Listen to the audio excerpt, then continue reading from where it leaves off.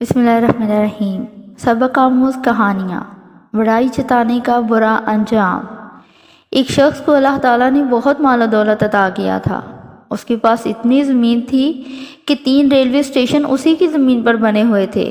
اس کے علاوہ اس کے کروڑوں روپے بینک میں پڑے تھے، اس لیے اسے اپنے مال و دولت پر بڑا غرور تھا۔ ایک مرتبہ وہ اپنے دوستوں کے ساتھ شہر کی مشہور چوک پر کھڑا باتیں کر رہا تھا۔ اس وقت دوستوں نے اپنے اپنے کاروبار کی کچھ پریشانیاں اس کو بتائیں۔ ایک دوست نے کہا کہ ارے یار، کاروبار بہت خسارہ میں ہے۔ دوسرے نے کہا بھائی بہت پریشان ہوں، سمجھ میں نہیں آتا میں کیا کروں، میرے بھی کاروبار کا برا حال ہے۔ اسی طرح اس کے دوسرے سبھی دوستوں نے بھی یہی کہا کہ بھائی کیا بتاؤں، آج کل بہت پریشان ہوں۔ چونکہ اس مالدار شخص کو اپنے پیسہ پر گھمنڈ تھا، وہ جوش میں آ کر بولنے لگا، او بھوکے، او ننگے، تمہارے پاس ہے ہی کیا؟ تم لوگ پریشان رہتے ہو کہ کہاں سے آئے گا، اور میں پریشان رہتا ہوں کہ یہ مال و دولت کہاں لگاؤں گا۔ اللہ تعالیٰ کو اس کی یہ ادا پسند نہ آئی۔ کچھ دنوں کے بعد وہ بیمار ہو گیا، اور اتنا زیادہ بیمار ہوا کہ چند مہینوں کے بعد خود تو اس دنیا سے چلا گیا اور اپنے پیچھے ایک بیٹا چھوڑ گیا۔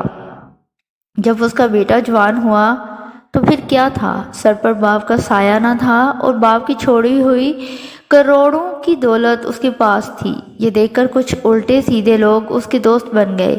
کچھ ہی دن نہیں گزرے تھے کہ ان دوستوں نے اس کو برائی اور گندگی کے اڈوں پر لے جانا شروع کر دیا۔ پھر وہ دھیرے دھیرے برائی کا اتنا عاشق ہو گیا کہ شراب، جوا وغیرہ کو اس کی لت لگ گئی۔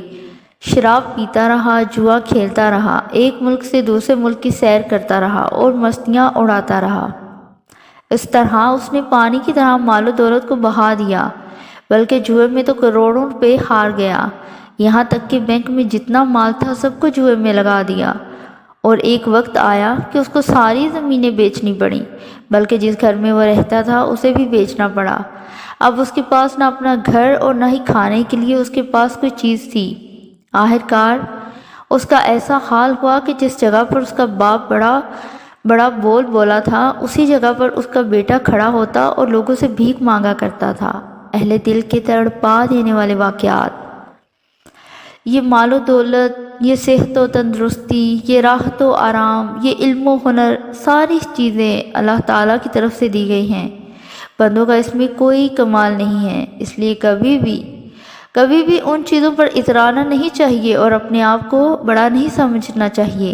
اللہ تعالیٰ چاہیں تو یہ ساری چیزیں پل بھر میں چھین لیں، اس لیے دیکھو ہمیشہ چھوٹے بن کر رہو، اللہ تعالیٰ تمہارا مرتبہ بلند کریں گے۔